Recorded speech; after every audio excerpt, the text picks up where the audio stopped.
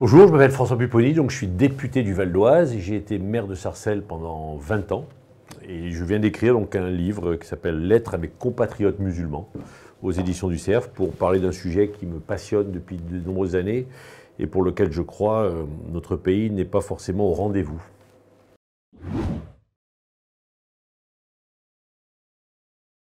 Parce que on a un grand débat actuellement dans notre pays sur l'islamisme, l'islam radical, mais que si nous avons ce débat et si l'islamisme et l'islam radical se développent, c'est parce que la France n'a pas été capable de parler sereinement de la place de l'islam en France et de parler sereinement et avec raison à nos compatriotes de confession musulmane, que nous le laissons trop de côté.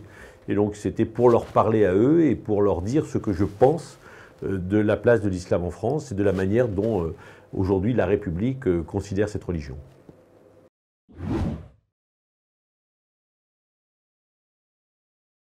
Dans les années 70, il y avait alors très peu de faits religieux sur l'espace public. Les femmes de la communauté musulmane mettaient quasiment pas de voile. C'était effectivement très discret. Et puis on a constaté depuis 5-6 ans qu'il y a une revendication communautaire, une revendication religieuse à partir de l'apparence vestimentaire. Et que cette revendication-là, elle fait débat. Et notre pays la découvrant, il y a des réactions qui sont souvent épidermiques, parfois empreintes d'islamophobie, parce que justement, nous n'arrivons pas à parler, comprendre et analyser ce qui se passe. Et donc ce problème du voile sur l'espace public est devenu un sujet que nous avons du mal à aborder.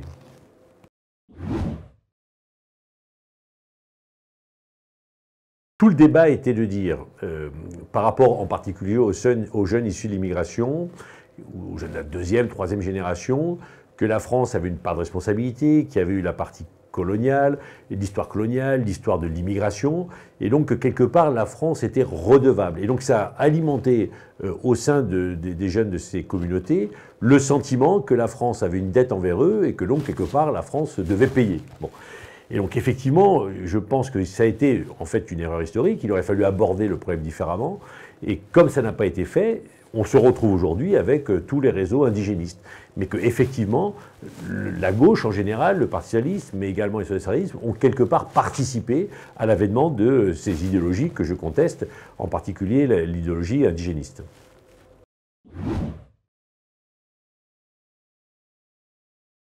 Sincèrement, ceux qui parlent d'assimilation depuis le début, ont tort.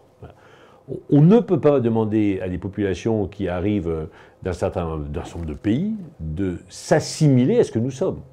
Ils vont bien sûr s'intégrer, mais ils ne vont pas renoncer à leur culture, à leur origine, à leurs racines, à leur histoire.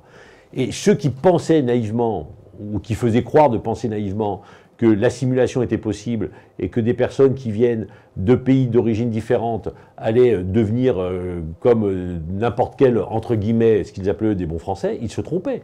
La force justement de la France, c'est d'être capable d'intégrer des populations qui viennent de tous les horizons et qui acceptent de devenir des citoyens éclairés de la République française, mais qui ne renoncent pas non plus à leur histoire, à leurs racines, et éventuellement à leur culture d'origine, mais qui sont d'accord pour faire nation. Donc moi je suis plutôt pour l'intégration et j'ai toujours contesté la notion d'assimilation.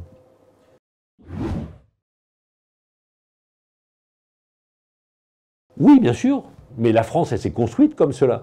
C'est-à-dire que la France, elle a agrégé des personnes d'origines différentes et qui ont construit ce qu'est la nation et qui ont construit ce qu'est la République.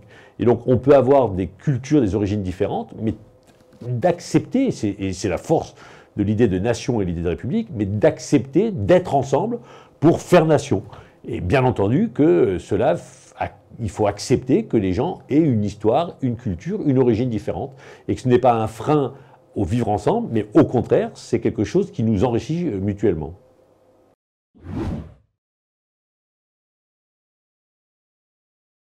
Alors, ce que je veux dire, c'est que la notion de vivre ensemble, la notion de mixité sociale, tout le monde en parle, mais n'en veut pas pour soi. Ce que je dis, c'est que la France est le pays de l'entre-soi.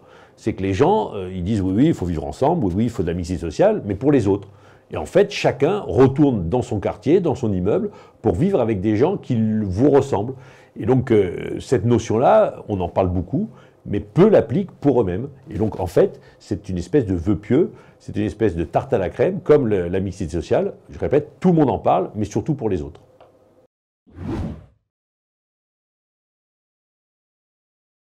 Le problème, c'est que la gauche, et surtout l'extrême gauche, avait un combat vis-à-vis de ce qu'on appelait les classes populaires et le prolétariat.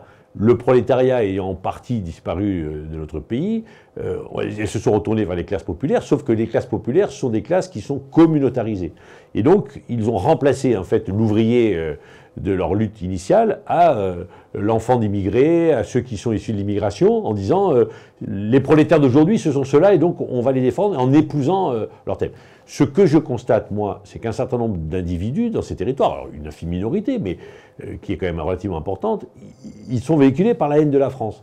Et donc, on est systématiquement en train de dire la France est raciste, la police est négrophobe, et mettre en cause les institutions républicaines qui seraient structurellement et qui seraient racistes par essence. Et donc ça, je pense que c'est une erreur historique de saper ainsi les fondements de notre République.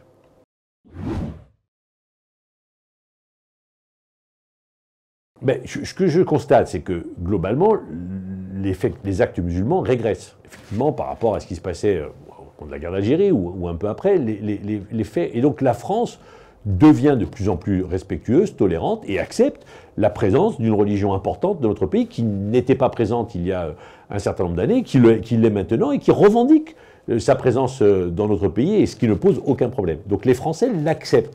Par contre, un certain nombre de Français ne l'acceptent pas du tout. Et ça fait monter les thèses du Rassemblement national, ça fait monter l'islamophobie.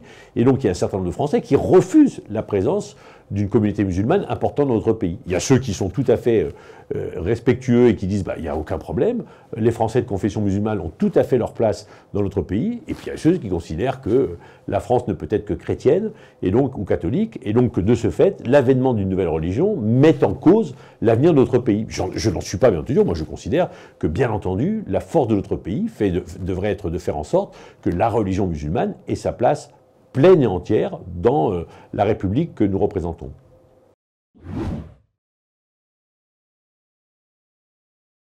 Aujourd'hui, la grande majorité, la très grande majorité des Français de confession musulmane sont des citoyens à part entière, ne posent aucune difficulté, ne veulent pas rompre avec la République et sont tout à fait fiers d'être Français et donc ne posent pas de difficultés. Et ces musulmans-là, c'est un peu le thème de mon livre, nous en parlons quasiment jamais.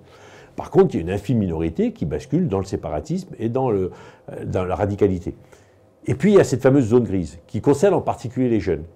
Les jeunes n'ayant pas le sentiment, à tort ou à raison, que la République leur a fait la place qu'ils méritaient et qu'ils sont mis de côté, qu'ils ne sont pas des citoyens à part entière, commencent à être plus attirés vers le discours de la radicalité.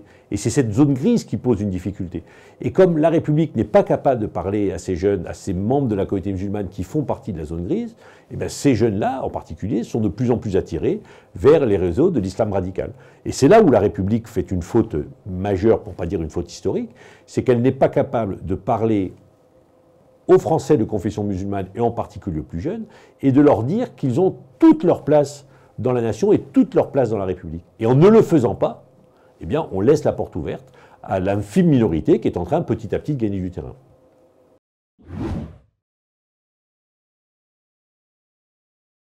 Je ne dis pas que la loi West, moi je l'ai votée, je l'assume complètement et je pense qu'elle a d'abord un intérêt, c'est qu'elle désigne l'adversaire de la République, elle désigne un phénomène de séparatisme qui est en train petit à petit de gagner du terrain, et donc rien que pour cela, elle a un intérêt. Ce que je dis, c'est que, c'est toujours un peu le cas en France, dans notre pays, entre une volonté politique affirmée, qui est celle du président de la République dans le discours des Mureaux, et le texte, il y a une marge importante, et qu'on est toujours entre les deux. Le président de la République avait dit les choses fortes aux Mureaux. Malheureusement, les textes, c'est toujours pareil, on essaie d'en faire un peu moins, de dire que c'est compliqué, que le droit ne le permet pas, que la Constitution l'interdira, et bref, on trouve des excuses pour ne pas aller jusqu'au bout. Et donc, cette loi, je sais d'ores et déjà qu'elle n'empêchera pas le développement de l'islam radical. Elle réglera certains problèmes, mais elle ne réglera pas tout. Et donc, je suis convaincu que nous serons obligés de nouveau de légiférer.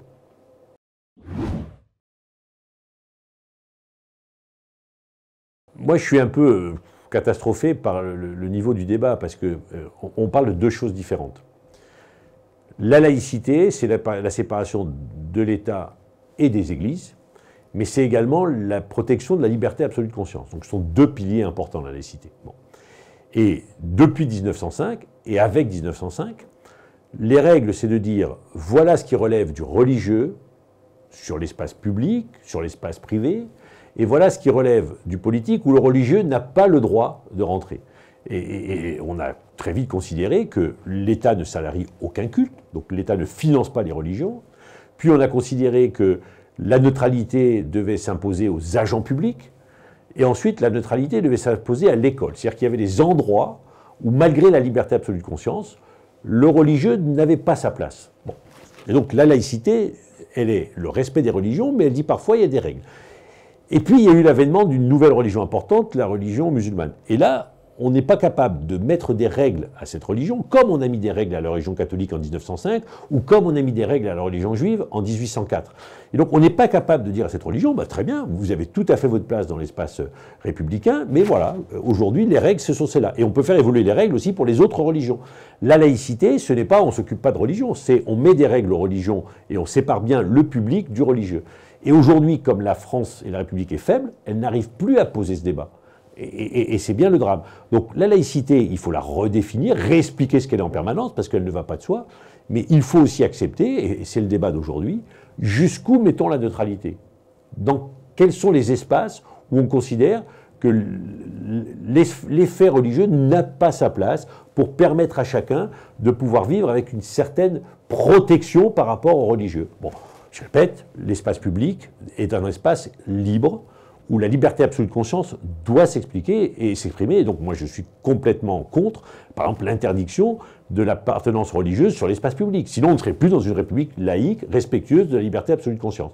Par contre, il y a eu tout un débat à l'Assemblée nationale sur est-ce qu'un bureau de vote est un lieu où on doit effectivement imposer la neutralité? Est-ce que les élus doivent respecter la neutralité? Donc ce sont des débats qui doivent effectivement être importants pour notre pays. Mais je répète, l'interdiction du fait religieux sur l'espace public serait une erreur par rapport à une république qui se veut laïque et donc quelque part protectrice des libertés absolues de conscience.